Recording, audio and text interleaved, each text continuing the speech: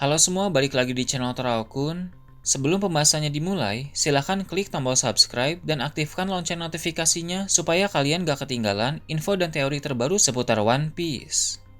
Buat kalian yang mau informasi tambahan soal SBS atau databook, kalian bisa follow Instagram Teraokun. Di sana admin akan memposting soal SBS, databook, dan berbagai teori singkat. Sekarang lanjut ke pembahasan.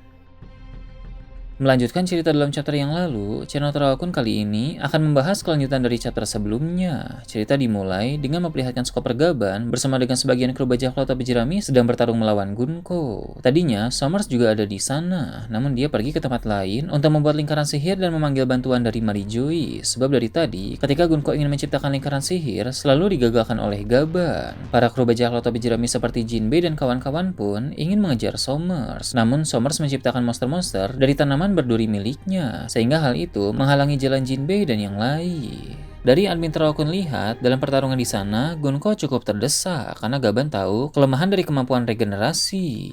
Kembali memperlihatkan Sommers, sebenarnya selain untuk memanggil rekan mereka dari Mary Joyce dengan lingkaran sihir, Sommers juga berencana pergi ke perpustakaan burung hantu untuk menghancurkan buku-buku yang ada di tempat itu. Dalam chapter lalu, sebenarnya Sommers ingin para raksasa yang melakukannya sendiri. Namun Jarul telah memberi jawaban tegas bahwa pihak Elbaf menolak tunduk pada pemerintah dunia, sehingga Ksatria Suci tidak punya hak apa-apa untuk memberi perintah kepada para raksasa tersebut. Jadi mau tidak mau, Sommers lah yang akan melakukannya sendiri. Namun, ketika Sommers sedang dalam perjalanan, seperti yang admin Teraokun bahas sebelumnya, dia malah bertemu dengan Zoro. Zoro tiba di area pertempuran berkat bantuan dari beberapa raksasa yang dia temui, karena Zoro sebelumnya sempat tersesat. Beberapa waktu yang lalu, Zoro sebenarnya sempat bertemu dan bentrok dengan Sommers, namun Sommers pergi menggunakan lingkaran sihir untuk berkumpul dengan Gunko. Tapi sekarang, secara kebetulan, mereka bisa bertemu kembali. Ini memang sudah permainan takdir bahwa Zoro lah yang akan menjadi lawan Sommers. Zoro bilang Sommers adalah musuh yang merepotkan.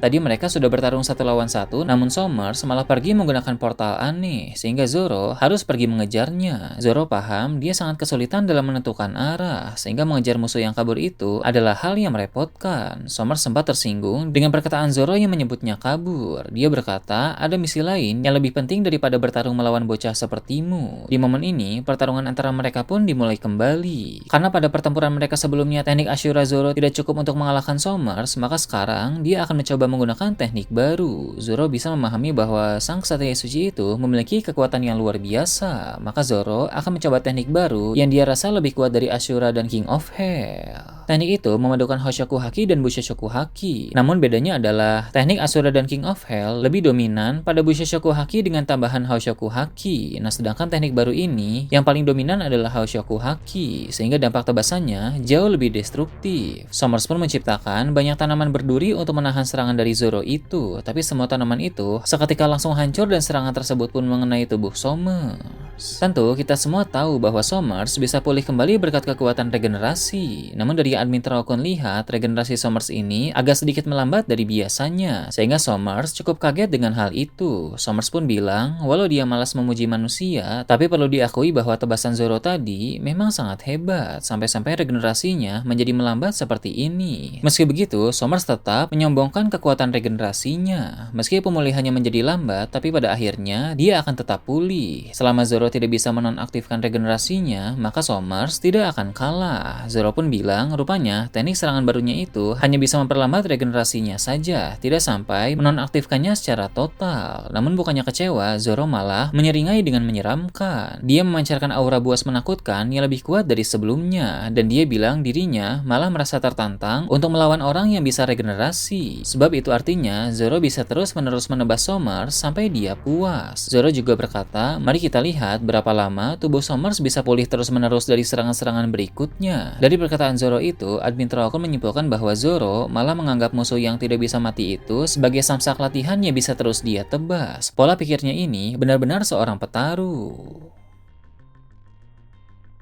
Setelah itu, cerita berpindah ke tempat lain, memperlihatkan Pulau Hachinosu yang masih sedang kacau. Pertempuran panas masih terjadi di sana, yang melibatkan bajak laut Akagami, Garp dan Sengoku bersama beberapa angkatan laut melawan bajak laut Kurohige. Tujuan Sans di tempat itu adalah untuk menghentikan rencana Kurohige, sedangkan tujuan Sengoku tadinya adalah untuk menolong Garp. Namun karena Garp sudah bebas dari penjara Hachinosu sejak beberapa waktu yang lalu, maka kini mereka bekerja sama dengan Sans untuk melawan bajak laut Kurohige. Pada pembahasan admin Terawakun sebelumnya, Sans telah berhasil menusuk jantung Kurohige. Namun rupanya, hal yang sangat mengejutkan terungkap di sana, bahwa ternyata Kurohige memiliki 3 jantung. Jika hanya salah satu jantungnya saja yang ditusuk, jantung tersebut akan pulih kembali. Jadi cara untuk membunuh Kurohige adalah dengan menghancurkan 3 jantungnya sekaligus.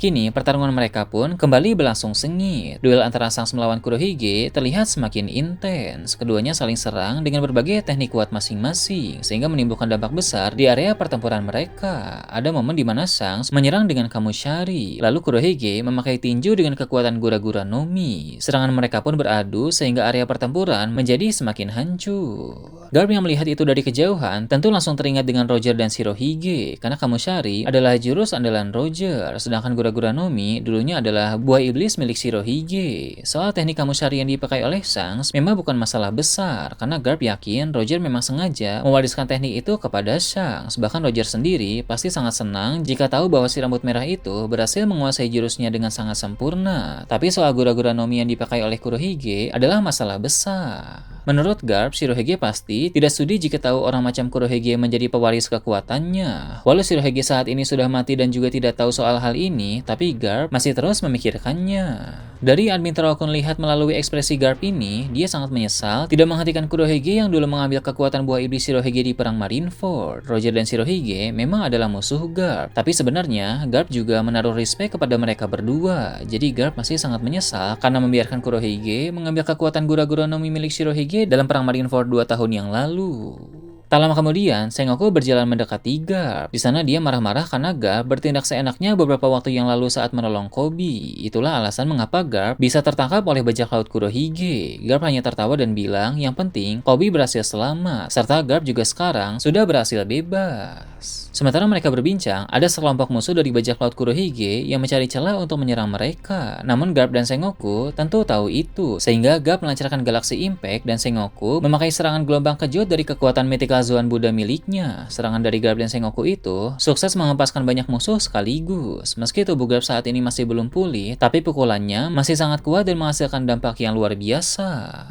Di area tempat lain, Ben Beckman yang masih unggul dalam pertarungan melawan Kuzan sempat mengamati area di sekitar. Dia melihat Sans yang saat ini sedang bertarung sengit melawan Kurohige. Ben sempat berteriak kepada Sans apakah Sans perlu bantuan. Sans pun menjawab tidak usah repot-repot, fokus saja pada musuh yang ada di hadapannya saat ini. Ketika admin Terawakun melihat ini, sebenarnya perkataan Ben Beckman itu hanya sekadar basa-basi saja. Dia tahu bahwa kaptennya itu pasti mampu melawan Kurohige seorang diri. Ben Beckman pun kembali fokus pada pertarungannya sendiri. Dia pun bilang kepada Kuzan, cobalah untuk tidak menahan diri. Dia tahu bahwa Kuzan masih belum benar-benar serius. Di sini Ben Beckman mencoba memprovokasi Kuzan dengan bilang, jika Kuzan masih terus bertarung seperti ini terus, hanya butuh 1 peluru lagi, maka dirinya akan bisa menang telak melawan Kuzan. Kuzan pun cukup kesal dan dia mulai menggunakan awakening dari kekuatan es yang dia miliki. Ini adalah awakening yang sama yang dia gunakan saat melawan Akainu di Panghazard dulu, yang mana awakening itu membuat setengah pulau Panghazard menjadi es. Ben Beckman yang melihat itu pun mulai bersemangat kembali dan bilang, nah sekarang pertarungan akan menjadi semakin menarik. Berpindah ke tempat lain, ruang otoritas di Marijois diperlihatkan kembali. Di sana para Gorosei membahas soal bajak laut topi jerami yang berpotensi mengganggu misi Ksatria Suci di Elbaf. Namun tidak seperti biasanya yang membahas soal Luffy, kali ini para Gorosei di sana membahas sang tangan kanan dan tangan kiri Luffy yaitu Zoro dan Sanji. Menurut Gorosei, 2 kru terkuatnya itu pun tidak bisa dianggap remeh. Nusjuro berkata dia sempat bentrok dengan Zoro di Pulau Egghead beberapa waktu yang lalu. Di sana Nusjuro paham bahwa dia memiliki potensi besar. Nusjuro juga bilang ketika berhadapan dengan dengan Zoro, dia menjadi teringat akan seseorang dari masa lalu. Saat Nusjuro menyinggung soal seseorang dari masa lalu itu, ada panel yang menampilkan siluet Dewa Pedang Ryuma. Dari perkataan Nusjuro ini, admin Traokun bisa menyimpulkan bahwa Nusjuro telah hidup sejak zaman saat Ryuma masih hidup. Bahkan dia pernah bentrok dengan sang Dewa Pedang tersebut. Ketika berhadapan dengan Zoro, Nusjuro bisa merasakan bahwa kru pertama dari Luffy itu memiliki potensi untuk bisa menjadi seperti Ryuma. Ini tentu tidak mengherankan karena seperti yang sudah admin Traokun bahas, Zoro dan Ryuma berasal dari keluarga yang sama, yaitu keluarga Shimotsuki. Informasi itu admin Traokun baca dalam kolom SBS One Piece. Mars pun bilang selain Zoro, orang yang harus diwaspadai juga adalah Sanji. Sanji merupakan salah satu pelaku yang membuat Mars terampas jauh dari Pulau Egghead. Pada saat itu, Sanji melancarkan serangan gabungan bersama dengan Luffy dan Bunny. Nusjuro pun setuju dengan hal itu, karena selain bentrok dengan Zoro, ada pula momen di mana Nusjuro ditendang oleh Sanji. Warkuri lalu berkata, dilihat dari potensi, masing-masing dari kru Luffy itu sangat unik dan bisa terus berkembang. Sang Gorosei itu pun bilang bahwa Luffy sebagai Joy Boy yang baru pada masa ini membuatnya teringat akan Joy Boy lama dalam abad kekosongan. Sebab Joy Boy dalam abad kekosongan itu dulu juga memiliki kru yang unik dan juga tangguh. Ketika Warkuri membicarakan hal tersebut, ada panel yang memperlihatkan siluet dari Joy Boy dan para krunya. Dalam siluet itu, tampak Joy Boy punya 10 orang kru. Saat ini, Luffy sebagai Joy Boy yang baru memiliki 9 kru, mulai dari Zoro sampai Jinbei. Jika takdir akan membuatnya memiliki jumlah kru yang sama seperti Joy Boy pada masa lalu, maka admin Traokun yakin akan ada satu orang lagi yang menjadi kru baru Luffy.